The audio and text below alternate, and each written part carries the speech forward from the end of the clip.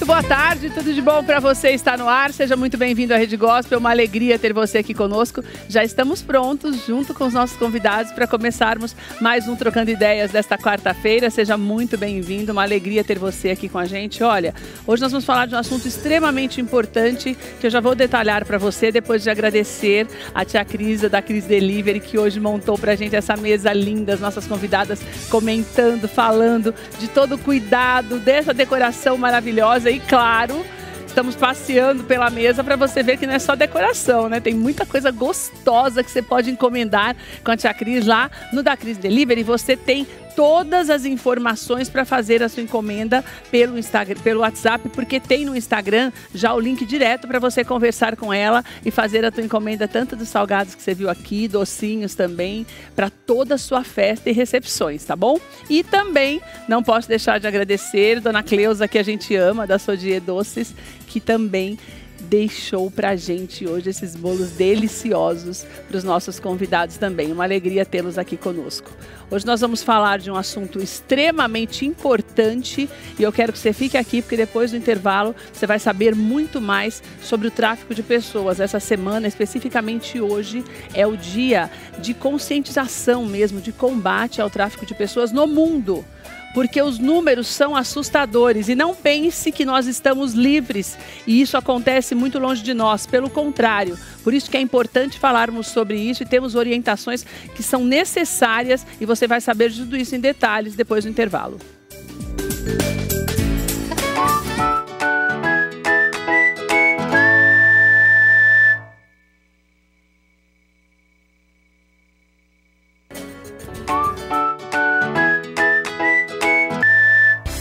Estamos de volta com tudo de bom para você. Hoje é o Dia Mundial de Combate ao Tráfico de Pessoas. Estamos falando de um mercado que movimenta mais de 32 bilhões de dólares.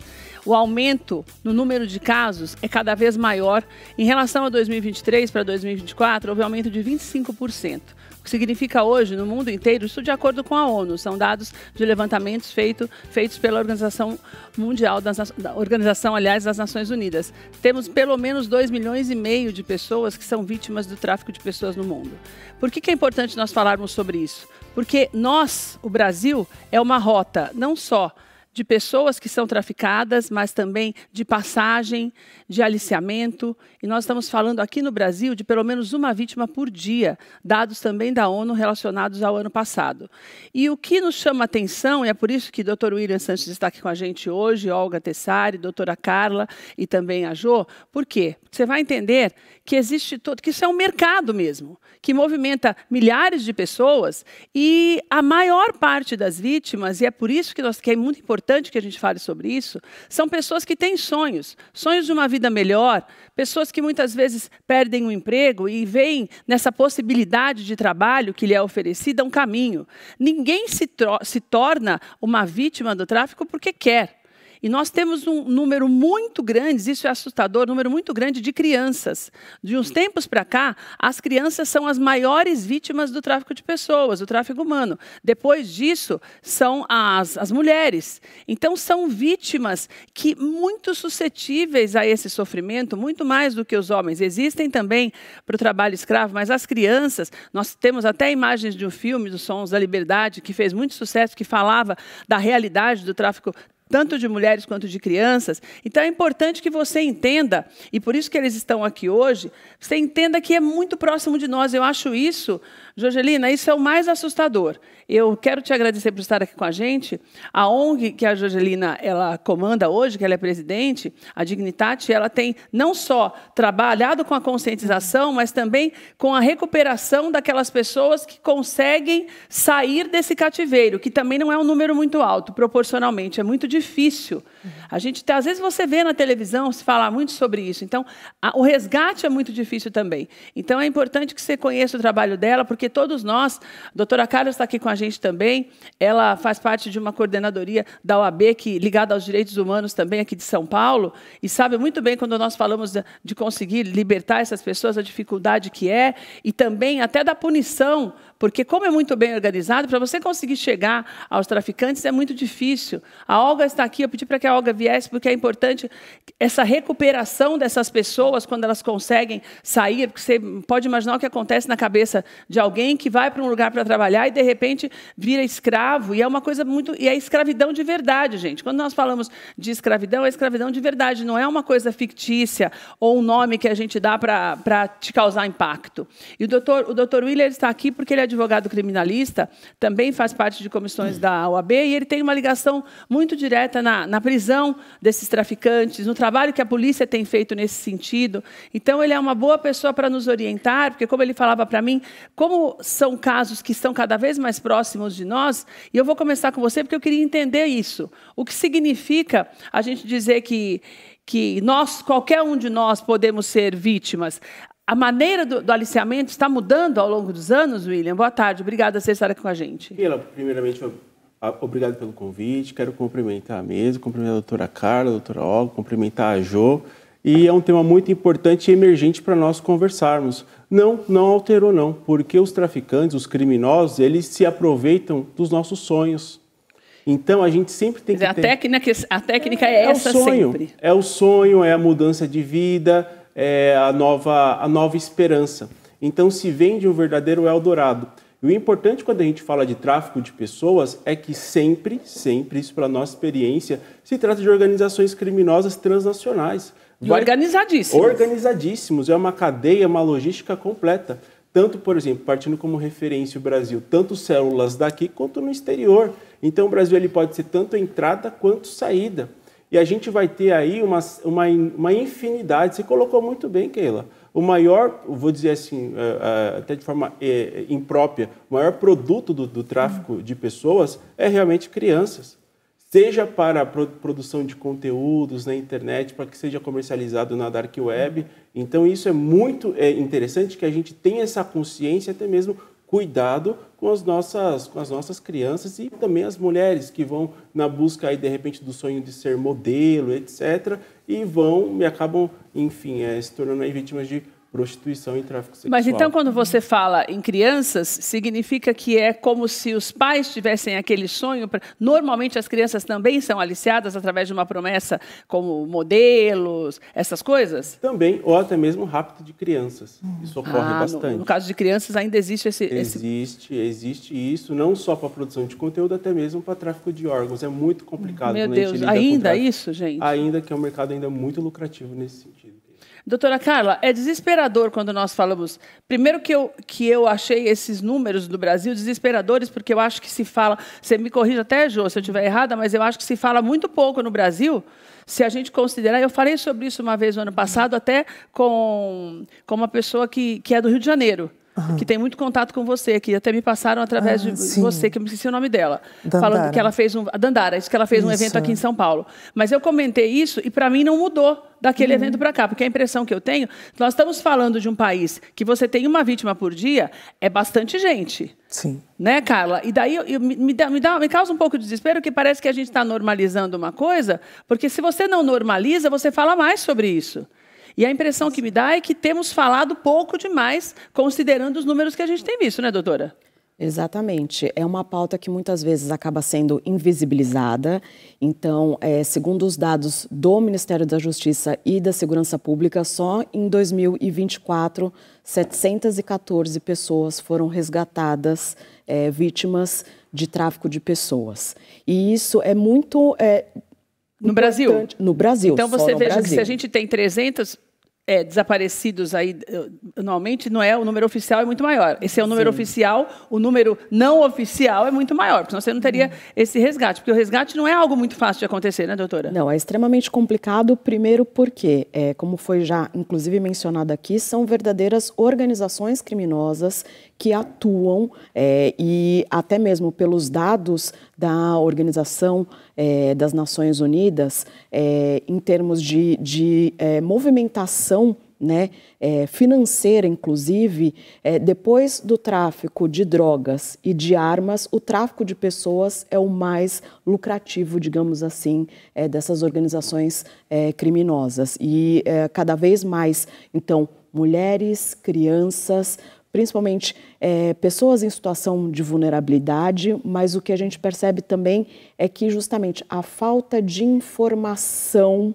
é que faz com que essas pessoas muitas vezes sejam aliciadas, sejam cooptadas e não compreendam, inclusive, a situação que estão vivendo. Então, pessoas que vêm com geralmente, alguma indicação de trabalho, alguma proposta muito tentadora, muito fora da realidade, ou mesmo como também falamos aqui no caso de crianças e de adolescentes. Então, hoje, as redes sociais têm sido um veículo, inclusive, o uso de inteligência artificial, de alguns mecanismos, inclusive, para burlar, né, essa segurança, para fomentar com que essas crianças e adolescentes, muitas vezes, caiam nessas redes criminosas. Então, a informação hoje em dia é fundamental.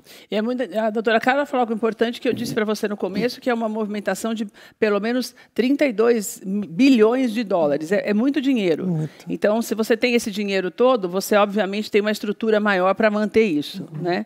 A gente tem duas coisas que eu queria falar com você, Jô, que eu acho importante. A Jô trabalha nessa conscientização, nessa vontade que ela tem, na verdade, trabalha nesse otimismo de ensinar as pessoas, de trazer essas orientações e também dar uma nova vida para aquelas que são resgatadas. Há mais de 20 anos esse trabalho nem começou no Brasil, e a Dignidade ela não existe só no Brasil, já é uma organização internacional. Vocês percebem alguma mudança no comportamento das pessoas, que é uma coisa que eu quero falar com a Olga, porque tem dois comportamentos aí que eu acho importante a gente destacar quando nós falamos das informações, que é aquela história do sonho que nós falávamos, né? E que apesar de toda a informação que a internet traz, ela tem trazido muita desinformação também. Sim. Com a inteligência artificial pelo uso inadequado, a gente sabe disso. Sim. Então, como que vocês têm trabalhado isso para despertar as pessoas? Porque é impressionante como é que as pessoas ainda caem, e a Carla falou uma coisa interessantíssima, que é essa história de você acreditar num trabalho que você sabe que é muito fora, vamos falar de Brasil, da nossa realidade, né? Alguém te chamar para um trabalho. É a maioria dos casos ainda, Jô, essa promessa de um trabalho muito mais rentável do que teoricamente eu teria? A grande maioria é uma oferta melhor daquilo que você tem na mão. De trabalho? Não necessariamente. O que você vai estar vendo que eles vão usar a vulnerabilidade. Sei. Essa vulnerabilidade pode ser social, emocional, da área que quiser, econômica muito grande também. E, por outro lado, vai ter um desejo de sair da realidade que a pessoa está. Essas duas coisas se vão dar sempre, em todos os casos. Se a gente olha casos anteriores, de anos antes da pandemia, você via muito mais a necessidade econômica, a vulnerabilidade econômica. Ou seja, alguém que me oferece um trabalho fora, normalmente fora do país. Sim, a gente escutou normalmente coisas fora assim, do país, um resgate que a gente fez na Europa, e eu perguntei para a menina, como que você caiu nessa rede? Brasileira? Brasileira. E ela falou assim, ele me ofereceu comida todo dia. Então não foi o grande oferecimento. Não é uma coisa. E ele cumpriu. Eu fui maltratada, eu fui abusada, mas ele cumpriu. Ele comprava de uma marca específica, muito conhecida, todo dia chegava com um saquinho de papel, beijando a comida para mim. Outra disse, foi a primeira vez que eu tive um sapato novo no pé. Nossa, então são coisas muito teoricamente menores do que o dinheiro, né? Aquela coisa de ou muito a fama. Dinheiro. A gente vê, por exemplo, a modelo, o jogador de futebol, mas também vai ver aquele que tem uma vulnerabilidade emocional muito grande. Não tem o cuidado dos pais, não tem pessoas para cuidar. E aí que entra muita criança e muito adolescente. E aí chega a promessa do namorado, do príncipe azul, do cara maravilhoso que vai dar a melhor vida e vai dar todo o carinho que não está recebendo na casa. Vai dar atenção. Ou aquilo que a gente está vendo hoje no TikTok e em outros. Eu estou sendo visto, eu existo, eu não sou invisível. Mesmo que eu sofra, alguém está me vendo. Exato. Essa migalha de carinho está sendo muito. Então, eu vou pagar o preço. Porque é como se fosse assim, eu já estou sofrendo de todo jeito mesmo. Então, pelo menos eu vou sofrer e em algum momento eu vou ter um pouco mais de momentos de alegria ou momentos de uma alimentação melhor. E uma coisa que não se fala, quantas mulheres vão para a Europa sabendo que vão ser prostituídas. Porque elas vão falar o quê? Na minha casa, eu estou sendo abusada de graça. Meu Deus. Então, melhor eu vou para a Europa. No Paraguai, eu sentei com uma menina, 13 anos, grávida. E eu falei, Flor, por que você está na rua se prostituindo? Ela falou, tia, na minha casa eu cozinhava, eu limpava e eu era abusada por todos os homens. Aqui eles me pagam e eu paro quando eu quero. E eu como o que eu quero. Tristeza, né? Então, muito triste isso, hein? E aí você vê, é a vulnerabilidade. E outra coisa, toda escravidão começa de criança. Não existe uma escravidão que começa de adulto. E você é a mais apropriada para falar sobre isso. A formação da identidade do ser humano se vai dar até 11, 12 anos. Doutor, então o que eu vejo, que eu vou falar isso com a Olga agora, é que a gente tem, vamos colocar assim, falando em nível de Brasil, que a Jo tem trabalhado mais, a doutora Carla também aqui, e você também, a gente tem 2 tipos de escravos, vamos dizer assim, que é aquela pessoa que já tem esse histórico familiar dessa tristeza e desse abandono, que seja um abandono psicológico, ou até um abandono mesmo no sentido financeiro, e nós temos a pessoa que antes era o mais comum, que era a história da realização dos sonhos, da vida melhor. Agora, a tática acaba sendo a mesma. As prisões que têm acontecido, quando as pessoas são presas, elas falam o quê? Elas buscam mesmo, os traficantes, eles buscam mesmo isso, essa vulnerabilidade? Eles buscam mão de obra barata ou escravo. Mas quando você fala mão de obra, você fala em casas de prostituição ou de modo geral? Ou normalmente é para prostituição? Não, pode ser prostituição, pode ser oficinas de costura, pode ser para trabalhar até mesmo na logística do próprio tráfico de drogas, porque não precisa pagar, não tem CLT para você trabalhar na embalagem das próprias drogas, não tem. Sim. Então existe isso também. E um dado interessante, Keila, que quando você traz para nós assim, são 32 bilhões de dólares, é um caso por semana, na criminologia a gente fala que isso está dentro da cifra negra. O que é? Isso daqui é cifra oficial, mas com certeza são números superiores a isso, que não entra... E vítimas também. E vítimas também. Então, assim, quando você também nos questiona a respeito das prisões, muitas vezes essas prisões são denúncias anônimas de quem conseguiu escapar. Não é exatamente um trabalho de inteligência da polícia, isso não é feito um rastro. Ainda? É feito, só que eles não conseguem chegar até a ponta final. Então, para dizer, olha, naquele local tem aquele cativeiro, geralmente é um informante, é uma pessoa que começou a desconfiar, é uma denúncia anônima. Tá. Então, você consegue prender alguém do tráfico, mas não necessariamente o manda-chuva, nunca o manda-chuva. É difícil. A gente está falando como se fosse o mesmo esquema do tráfico de drogas. É a mesma Até lógica. Você chegar no cabeça, tem muita gente ali. É a mesma lógica, Keila, é a mesma lógica. Com certeza é a mesma lógica e parte, sim, de uma denúncia anônima. Então, existem várias camadas até você chegar quem que é o mandante final, o cabeça, enfim, o líder dessa organização. Como a gente colocou aqui, a Jo foi excelente no que diz respeito ao Paraguai também. São células que estão espalhadas no mundo inteiro. Mas são células normalmente ligadas a uma pessoa só, a um grupo só? São células em rede, que a gente chama. Então, existem vários pontos. Então, existe o núcleo financeiro, o núcleo logístico, o núcleo Mas tem meio que um cabeça, quase que um dono, assim a gente pode dizer? A gente pode dizer que existe um colegiado, os finais. Então, no fundo, é uma multinacional. Tem um cabeça, tem bastante gente mandando, mas tem uma pessoa que manda. Isso. Olga, sabe o que eu acho assustador?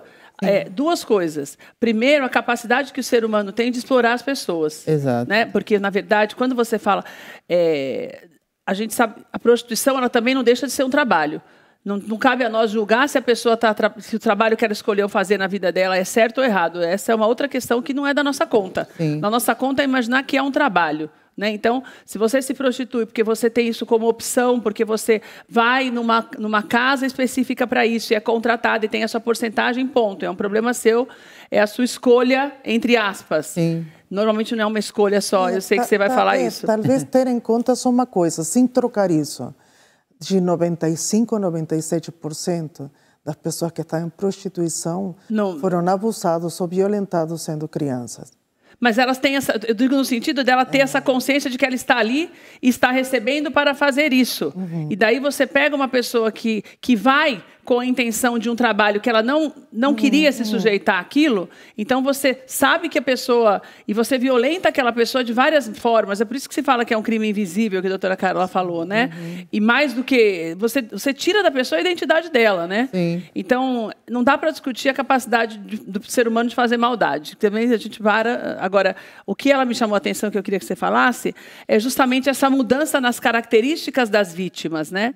A gente tem hoje a pessoa que antes você tinha, que é essa diferença que eu estou falando, Jô, de você não ter a menor noção do que isso vai acontecer e você acreditar mesmo que você pode ter uma vida melhor. Exato. E hoje não. Hoje você saber que a sua vida não vai ser melhor, mas que é melhor do que aquilo que você está. Ou seja, é o mínimo do mínimo. Exatamente. Então, isso eu acho desesperador, né? Você não está sendo... Você praticamente não está sendo enganado. Você está só tentando ficar menos pior. Exatamente. Isso não é muito Olga? triste. Isso é muito triste. Gente. Por quê? Porque isso revela, né, a falência da família, dos valores. Exatamente. De você poder educar os seus filhos, o que é certo, o que é errado, o que é bom, o que é ruim. Então, veja, muitas vezes a gente vê isso na questão dos tráficos de drogas também, né? Os jovens são aliciados porque eles têm... E eles entram para a organização, me corrija se eu estiver errado, justamente porque os aliciadores, eles dão carinho, dão atenção, conversam, enfim, eles fazem... É uma família. Exatamente, é uma família que o jovem não tem. Então, muitas pessoas acabam se envolvendo no tráfico de pessoas justamente por conta disso, né? Porque não sabe nem o que é certo e o que é errado. É como você falou, eu já estou vivendo uma vida ruim, se ela for um pouquinho menos pior, tá ótimo. E tá errado isso, né? Porque ela vai continuar sofrendo, ela vai continuar numa vida miserável, um pouquinho melhor, mas totalmente miserável como ela vive aqui. Então, nós precisamos urgentemente, né, de educar melhor essas crianças. De cuidar, de cuidar, de acolher esses jovens e crianças, justamente para quê? Para que quando elas receberem esse tipo de oferta, né, elas raciocinem e evitem de abraçar. Porque, como bem disse o doutor logo no início, o sonho... Todo mundo quer ter uma vida boa, todo mundo quer ter dinheiro, quer poder comprar o que bem entender. Isso é normal, né? É um sonho de todos nós. Mas veja, você não se sujeitaria a muitas coisas para realizar o seu sonho. Então, você precisa ter uma estrutura familiar, uma estrutura de base, né, para que você possa questionar a oferta e dizer não também. E que você tenha, né, doutora Carla, porque o que a gente percebe também... que daí entra o que nós falamos no início, que é essa desinformação, né? Porque se você tem uma maneira de fazer o tempo inteiro esse esclarecimento em massa, você tira também das pessoas essa ilusão de que, porque no fundo, mesmo uma pessoa que vai só em busca daquele saquinho de comida, ela fica com aquela ideia de que não, pode ser que ele goste mais de mim e vai melhorar, eu não vou ser maltratada. Não é possível, não estou fazendo nada de errado. Então, essa desinformação, a gente acaba caindo na mesma coisa, né? Não dá nem para falar na falta de estrutura mesmo no nosso país, da possibilidade de realização de sonhos com maior facilidade. Mas essa desinformação é que pega e faz com que as pessoas se iludam ainda mais, né? Exatamente, e por isso que é tão importante campanhas, né, de enfrentamento ao tráfico de pessoas e que haja, né, hoje nós já estamos no 4º plano de enfrentamento ao tráfico de pessoas, então é uma política pública que vem do governo federal, mas que precisa também ter maior eficácia a partir também da coordenação entre os governos municipal, estadual, geral, então, né, doutora? O poder público, as organizações da sociedade civil, que são muito atuantes, né? Hoje em dia, boa parte, inclusive, das situações de resgate ou de pós-resgate, né? Porque também é importante pensar os momentos em que isso acontece, né? Então, em primeiro momento, a questão da prevenção, então, o compartilhamento de informações e, principalmente, a formação de servidores públicos para também estarem aptos a atender essa pessoa que muitas vezes, quando ela é resgatada está acolhimento, né, fragilizada, um atendimento e um acolhimento humanizado, né? Como foi bem mencionado, muitas vezes essas pessoas estão numa situação de extrema vulnerabilidade, não só socioeconômica, mas psicológica, e justamente quando você vai ser atendido, você precisa ter um profissional preparado para entender, né, aquela situação e dar a melhor orientação possível. Então a gente sempre pensa na prevenção, nos casos quando é possível o resgate, né, e isso é muito importante porque às vezes a gente tem uma ilusão, né, ou até mesmo um estereótipo muito marcado de como essas situações funcionam. Mas, às vezes, é algo muito bem mascarado. Então, pessoas que são traficadas, geralmente são ou para outra cidade, ou para outro estado, ou até mesmo para outro país, justamente para que essas pessoas não tenham uma rede de apoio, não tenham uma rede de contato, né, e não possam, inclusive, denunciar, né, quando elas se veem vítimas dessa situação. Mas o principal também é trabalhar o pós-resgate, porque como foi também mencionado aqui, muitas dessas pessoas estão numa situação de vulnerabilidade tão grande que elas são resgatadas de uma situação, mas elas podem, infelizmente, ser suscetíveis e caírem em outra situação de exploração. Né? O tráfico de pessoas, ele envolve não só a questão da exploração sexual, mas também a questão da servidão, também as questões de trabalho análogo a escravo, a remoção de órgãos. Então, são diversos crimes, e é importante ressaltar isso, que o tráfico pode acontecer várias vezes, né? Várias vezes, com várias pessoas, inclusive em diferentes momentos. Entendi. Né? Então, é importante ter esse compartilhamento de informação, de conscientização e, principalmente, desde a infância. Então, a educação também é uma ferramenta fundamental. Então, nas escolas, você já ter, né, um direcionamento, fala assim, olha, desconfie de certas situações. Na internet, na em tudo lugar, ainda mais hoje que eles estão todos conectados o tempo inteiro, né? Exato. Os canais de denúncia, onde você pode denunciar, viu alguma situação suspeita, denuncie, não silencie, não compactue, né, com essas situações, porque, infelizmente, às vezes a gente pode estar passando na frente de uma situação e não reconhecer. Não perceber. Exato. Antes da gente partir para o pós-resgate, eu queria perguntar uma coisa para você, doutor William.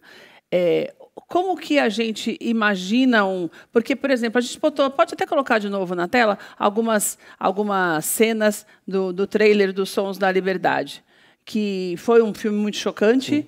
E em alguns momentos a gente vê uma coisa muito violenta mesmo com aquelas crianças, em outras, naquele período de adaptação das crianças, algo aparentemente legal, né, que faz com que as pessoas se animem para ficar ali. O que eu queria perguntar para você é de que tipo de ambiente nós estamos falando quando nós falamos do tráfico de crianças e de mulheres, que são os mais comuns, no sentido de prostituição mesmo, que é o que acontece em ambos os casos, que está muito relacionado ao filme e, pelo que eu estou entendendo aqui, muito relacionado com a realidade mesmo. É um ambiente, a princípio, que as pessoas chegam sem entender que elas vão passar por aquilo ali? Ou, a partir do momento que eu atravesso a fronteira ali e estou na mão deles, eu já me entendo e já começo a perceber onde eu caí? Keila, essa pergunta sua, ela tem muitas camadas e ela é muito interessante. Porque se existe o mercado, então existe consumo. Então, a gente sempre pensa na situação do tráfico, que sempre vai ser um ambiente insalubre, a pessoa num subporão, aquelas coisas, e geralmente não é assim. Um caso que, na época que nós trabalhávamos ali no MPF, no Ministério Público Federal, que a gente conseguiu desmantelar uma organização aqui em São Paulo sobre isso, era um triplex, que as meninas eram mantidas. Então, elas eram completamente controladas, e eram assim, meninas... Elas estavam num lugar bonito, sim, mas elas não podiam sair, conversar com as pessoas e nada, mas era um triplex. Era um triplex. Um então, lugar assim, de luxo numa região de luxo. Um lugar de luxo que você aqui em São Paulo. Aqui em São Paulo, que você não imagina, numa situação dessa. Então, o primeiro ponto... Quer dizer, então, eu vou até te interromper para você continuar. Quer dizer, então, que tem muitas pessoas que aqui mesmo, elas, por exemplo, moram aqui, são vítimas aqui e ficam aqui. Sim. Não é a maior parte não vai para outro país, nada disso. Não precisa de toda vou dizer assim, essa dimensão, não, pode acontecer. Já tem mercado para isso aqui mesmo, com então. certeza, e consolidado. Então, Gente isso ocorre. E o interessante quando a gente fala de tráfico de pessoas, a doutora Carla foi excelente quando coloca aqui no sentido do rápido, etc., é que o primeiro ponto que é tolhido da pessoa é a liberdade dela. Ponto. Então, quando a gente está falando que vai para o exterior, o traficante, a primeira coisa que ele faz é me dar o seu passaporte, me dar os seus documentos de identificação, agora o seu nome vai ser outro. Então, já começa a mudar ela de cidade, que vai dificultar até mesmo ajuda consular, ajuda de embaixada. Digo isso, que ela até a nível pessoal, eu tive uma colega que ela quase foi vítima disso em 2011. Uma promessa de ser modelo na Turquia. Quando ela se deu conta que pediram o passaporte, a gente falou assim, não, aciona no consulado. Graças a Deus ela conseguiu voltar. Deu tempo. Mas daí aqui a pessoa não tem... É assim que funciona, Jô? A pessoa, por exemplo, vamos falar de São Paulo, que está tão perto da gente. A pessoa é chamada para fazer um trabalho de modelo, deve ser de modelo. Sim. Que está no triplex. Daí ela vai... Não tem como ela conversar com outras pessoas? Tem uma vigilância 24 horas? É mais ou menos isso? Sim, eles estão vigiados. A gente teve um resgate aqui no Brasil e eles tinham grade. Eles tinham grade. No momento que a gente foi a conversar com a menina, a desculpa que a gente usou foi levar uma marmita que eles tinham comprado. Quando a gente viu a grade, a gente não imaginou que ia haver uma grade. Gente, e um monte de estrangeiras. Quando a gente foi ver, estavam todas indocumentadas. Fomos para falar com a polícia falou, elas são estrangeiras, você é estrangeira, que direito você tem de falar? Eu digo, não, eu tenho direito. O mesmo policial não conhecia. Mas o direito de falar de denunciar não podia? Denunciar. Ele não sabia que eu tinha esse direito. A gente chamou SAMU, chamou bombeiro, fez um escândalo para que a porta seja aberta. Meu Deus, se você falar, saiu isso na mídia, isso, não saiu. Eu não vi mesmo nada. Por que não vai? Então, e você vai saber falar muito melhor isso. Muitas vezes o Brasil tem leis escritas muito boas. No papel? No papel, está fantástico.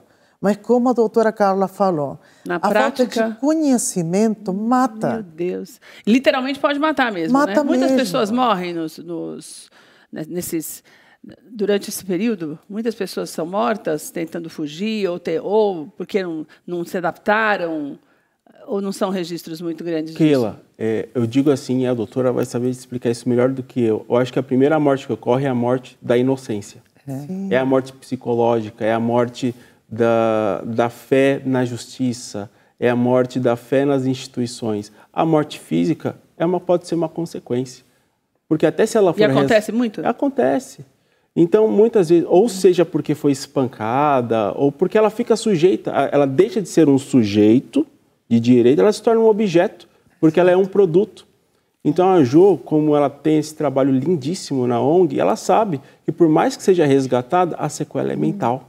A pessoa nunca mais volta a ser a mesma. Ô, Jo, proporcionalmente, você e a doutora Carla, que trabalham muito com essa história do resgate, é muito baixo mesmo o resgate? Sim, vai número se de falar pessoas que de cada resgatadas? 100 vítimas você resgata uma. Meu Deus. Então Jesus o número Cristo, só isso? O número é assustador. Meu Deus, mas e esse povo todo depois tem gente que nunca mais vê a família, nunca mais consente, nunca mais tem noção, ideia? Olha, só para você ter uma ideia, quando começa, antes da pandemia, começou um movimento muito grande desde a Espanha. A Espanha é o grande atacado de venda do produto do ser humano, né?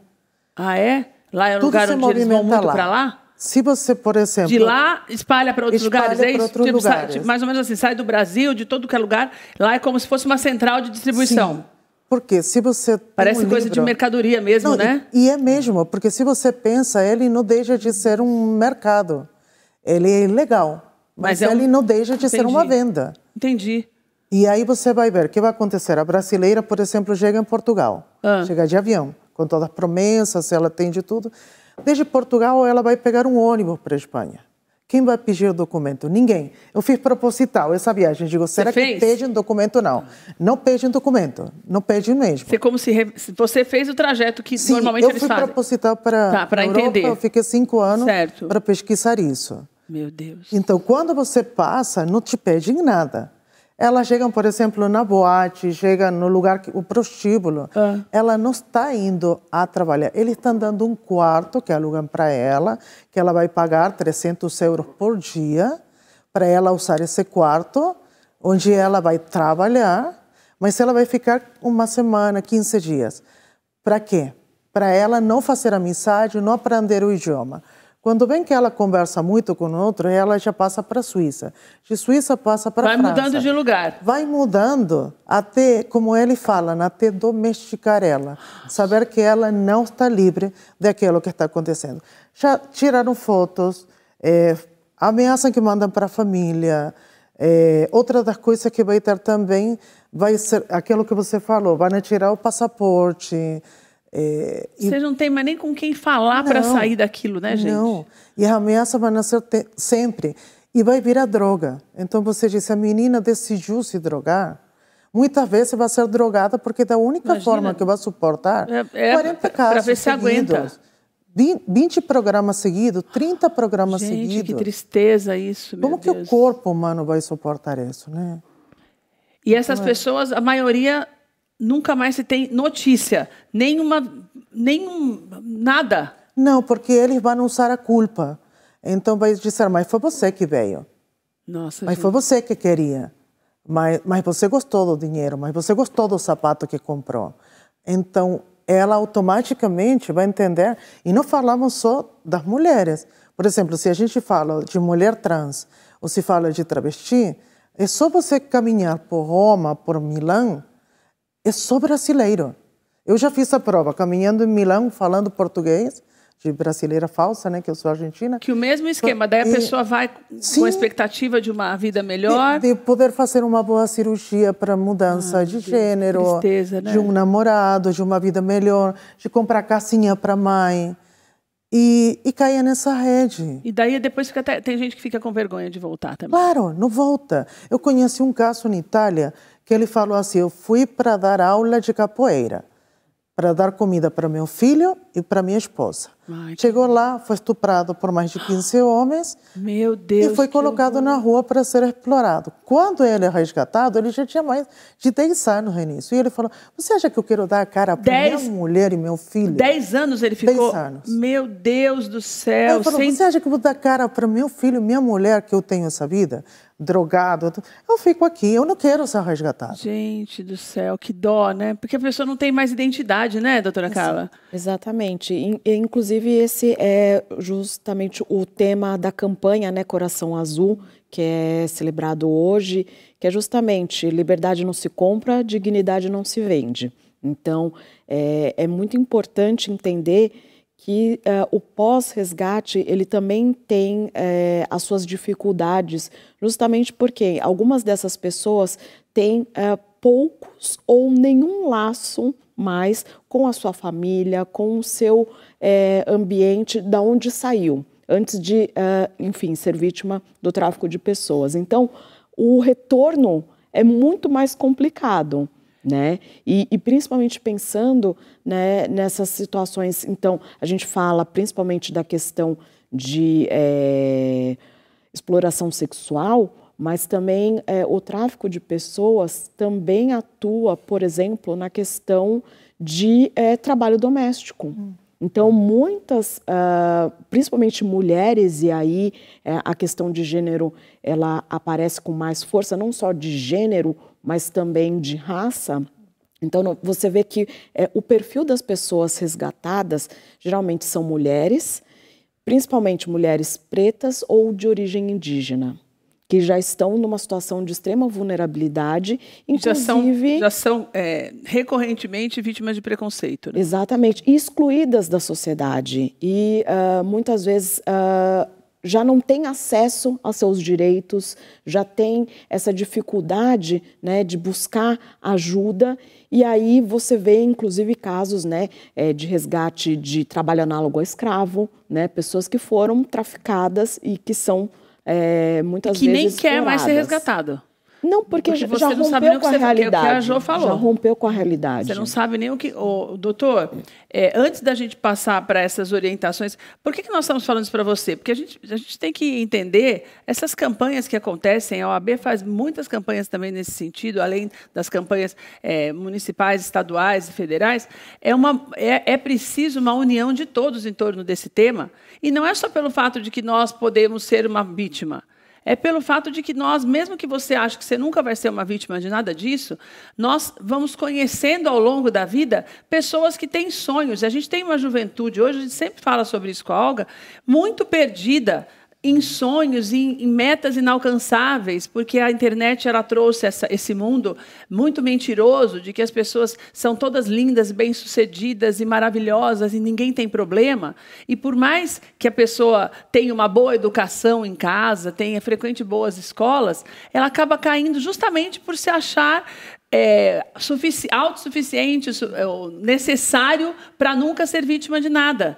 Então, é muito importante que você que está assistindo a gente pare para prestar atenção nos profissionais que estão aqui hoje, porque são pessoas que convivem de perto com aqueles que muitas vezes pensavam como nós pensávamos aqui, que não acontece no triplex aqui, sei lá, nos Jardins, que acontece na periferia porque a pessoa passa fome e daí ela vai, faz todo aquele trajeto para ir para os Estados Unidos para viver melhor. Tem também isso, mas já não é mais o que acontece. Está muito mais próximo.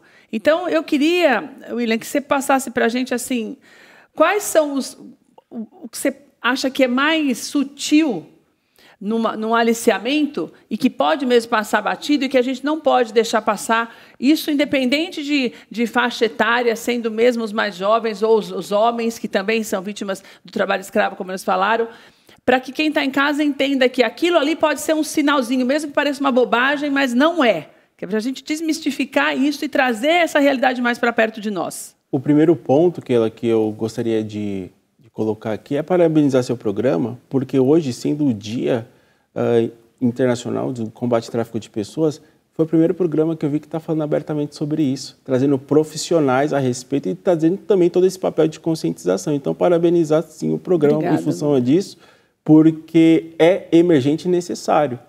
Um caso que nós atuamos também ajudando a polícia a desbaratar foi no sentido, foi uma vítima que nos procurou, a família, que era uma agência suspeita. A agência falando que ela tinha de modelos, tanto de crianças, voltado para mulheres, que certo. Falava que ela conseguia intermediar com agências da Espanha. E a Espanha não é um local que a gente vai dizer assim, aleatório. É interessante porque ali é um país de passagem. Que é o que ela já falou, que é quase Vem gente do Mediterrâneo. A sede da história. Vem gente do Mediterrâneo. Então, vem gente do Mediterrâneo, então esse norte da África. Então, certo. A gente já está falando de gente que vem daqui do Sul. Vem gente da América do Sul, gente da América Central, que já tem a facilidade da língua. E também ali está comunicando com a Inglaterra e também com o leste europeu. Então, sim, é um ponto de distribuição. Então, eu diria o seguinte, verifica quem que é essa agência. Tem CNPJ? Nossa, estranho, é só uma pessoa falando. Não, até tem o CNPJ, eles entregaram. Vai na junta comercial, vê quando que foi feito. Pesquise mesmo. Pesquise. Tá. Não vá de cabeça assim, porque senão, de repente, você vai estar simplesmente embarcando para uma viagem sem volta. E a mesma coisa se for trabalho com relação ao homem. Igualmente, pesquisar nome de empresa, tudo o máximo porque geralmente possível. São agências também de trabalho e de emprego. Não fique conversando com pessoas que eu vou dizer assim, pessoas físicas. Vê quem está por detrás, qual é a empresa que está por detrás ou não. Então, por exemplo, o nosso ponto de encontro de saída é um caso que a gente também atuou a favor da família, que a gente conseguiu fazer esse trabalho de defesa investigativa. E nos encontra na terminal da Barra Funda, um exemplo. Nos encontre, então, no terminal... Um lugar que é muito movimentado, cheio de gente que ninguém vai prestar atenção em você. Que lá vai ter um ônibus, vai ter uma van específica da nossa empresa e nós vamos. Tá. Nos encontre em Guarulhos, nos encontre na Rua Coimbra, que é no caso que tem bastante núcleo de boliviano. Então, peraí, por que essas rotas assim clandestinas? Que empresa que é essa? Então, já seria o primeiro ponto de alerta. Que são coisas sutis, mas que fazem essa diferença Total toda. Diferença. Doutora Carla, uma coisa que eu percebo também, e o William falou uma coisa certa, essa história de ninguém falar nada, porque até durante a pesquisa para o programa, eu vi pouquíssimos dados falando da data neste ano, algumas de 2022, 2023, mas esse ano nada, ou seja, as pessoas estão deixando isso de lado.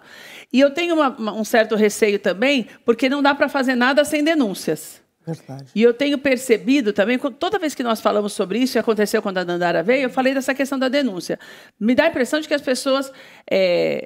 Hoje a gente tem essa coisa de não querer se meter em nada, porque pode dar problema para mim. E você que está na tua casa tem que entender que denúncia é anônima. Então, você não precisa, se você vê até uma movimentação, considerando que você pode ter um tráfico de pessoas num triplex, você pode ter num apartamento qualquer. Essa coisa da gente bater nessa história da denúncia é muito importante, né, doutora Carla? Exatamente. Primeiro que o sigilo ele é garantido, então nenhuma pessoa que denuncia qualquer situação vai ter a sua identidade revelada e, principalmente, não vai participar do processo em si como testemunha. Não, é um denunciante. Então, hoje nós temos 2 principais canais, né, que funcionam, que é justamente o Disque 100, que é relacionado ao Ministério dos Direitos Humanos, e não só ligar o Disque 100, mas também é possível baixar o aplicativo no celular para fazer esse tipo de denúncia, e o 180, que também é o Disque Denúncia. Já pode até colocar na tela para mim, Emerson, esses 2 canais são os canais mais importantes para você denunciar e de forma totalmente sigilosa, que é o Disque 100 e o 180. Esses números são nacionais, você que nos assiste fora de São Paulo, você pode fazer essa denúncia. Eu posso, por exemplo, se eu moro no triplex ao lado e eu percebo uma mulherada falando dia e noite e ninguém sai de casa, eu posso ligar e falar, olha, não precisa falar que eu moro ali, mas olha, eu sei que tem um lugar assim, o endereço é tal, tem muita mulher ali, e é um entra e sai de homem, sei lá, eu conto a história do que eu vi você e pronto. Pode, exatamente. Não precisa falar que sou eu, não precisa falar meu nome, nada, doutora? Nada disso. O que você precisa ao máximo, trazer elementos para que justamente possa ser investigado e, no caso, para que também essas pessoas possam ser resgatadas. Então, os fatos em si, qual é a situação? Então, por exemplo, eu vejo num local, um galpão em que eu só vejo as pessoas entrarem, eu não vejo as pessoas saírem, e eu ouço um barulho, por exemplo, de máquina de costura, de repente é uma oficina clandestina. Tá. Né? Ou, no caso também de exploração sexual, eu vejo rapazes e moças com uma determinada idade, alguns inclusive que parecem menores de idade, eles entram e eu vejo uma movimentação, sempre alguém entrando e saindo, mas as pessoas que moram lá eu não vejo sair ou eu não tenho contato. Tá. Né? E o máximo que puder de elementos para identificar o local. Certo. Então, um endereço, um número, ou pelo menos algo que possa servir como pista para que a investigação chegue naquele lugar. E, Georgina, Sim. Como é que qual é o momento em que eu, parente de uma pessoa que vai viajar a trabalho, tenho que procurar a polícia, tenho que procurar acionar um advogado, tenho que entrar em contato com a associação? Tem um limite ali de tempo que já começa a ser estranho?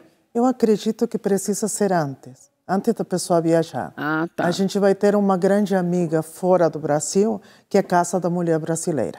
Certo. Se você sabe que nesse país tem uma Casa da Mulher Brasileira, e outro grande amigo vai ser o Consulado Brasileiro.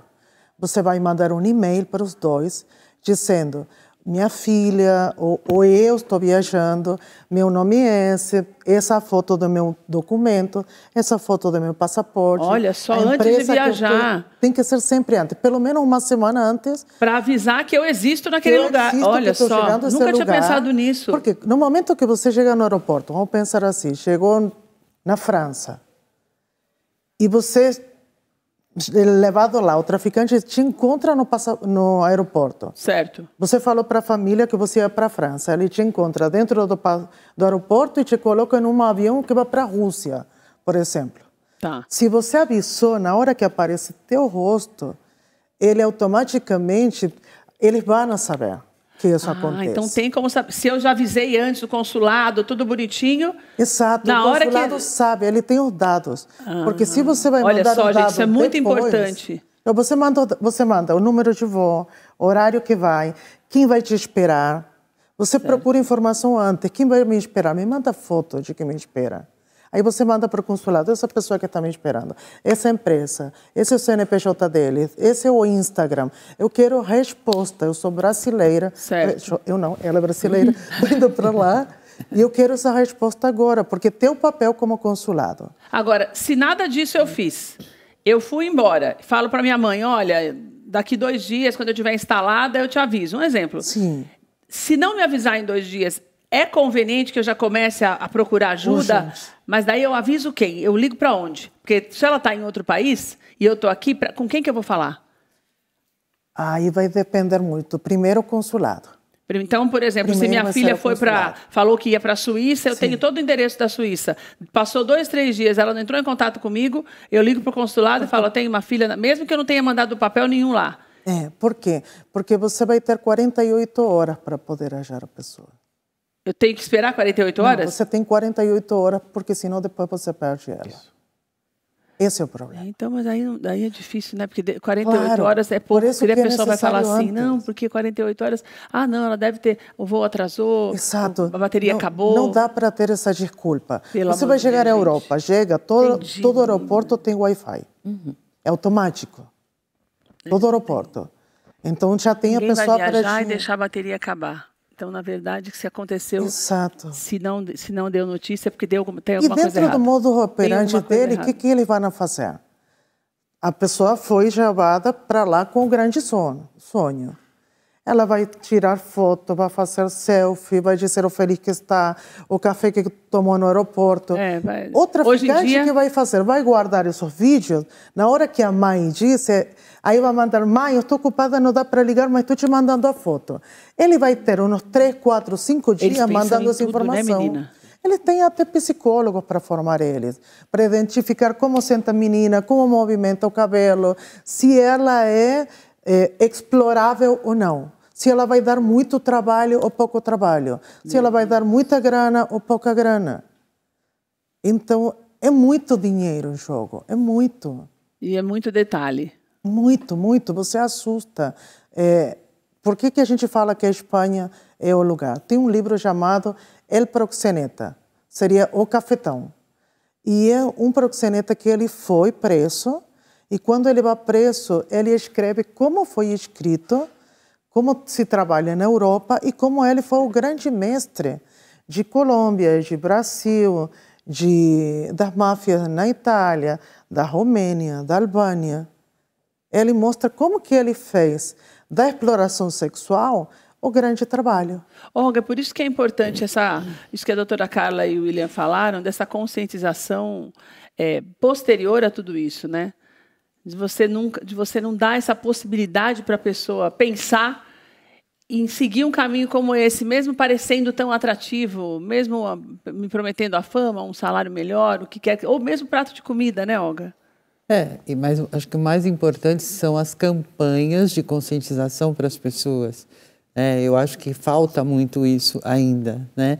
Porque a partir do momento em que você tem consciência de que o teu sonho pode se transformar num pesadelo lá fora, você vai pensar 2 vezes antes. E como bem disse o doutor, você vai checar, você vai verificar, como a Jo falou, você vai buscar dados para você ter segurança de que se realmente aquilo é um trabalho honesto, um trabalho legal. Você não vai simplesmente sendo levada pelo sonho. Agora, se você não tem essa informação, se você não sabe que existe tráfico de pessoas, que muita gente não sabe, né? E aí você se Ou não acredita que pode acontecer com ele, né? Exatamente, pode acontecer com outra pessoa, comigo não. Mas a pessoa se deixa levar pelo sonho e depois ela vai ter uma dificuldade enorme de poder retomar a vida. E muitas vezes não vai querer, como você bem disse, né, retomar a vida, porque já é outra pessoa, é outra identidade. Porque já não tem mais vida. Exatamente, não tem mais vida. Não é, Jô? Porque já não tem mais vida, né? É muita humilhação. Por isso que a gente colocou o nome da nossa ONG de Dignitate, que é em latim que significa com dignidade. Porque o que ele rouba é a dignidade. Quando te rouba na dignidade, o que fica? E o que é que a gente pode fazer?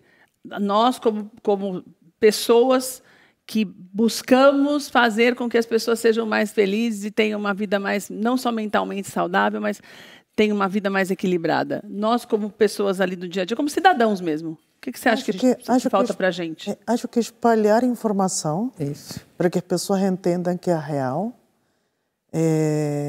Estar dispostos a escutar, porque a maioria das vítimas, elas não se entendem como vítimas, porque elas acham que elas têm culpa de ter caído nisso. A pessoa se sente tão culpada que ela só pega essa carga para ela. Estar preparados para recebê-los na hora que chegam, aquilo que todos falaram sobre esse cuidado das crianças.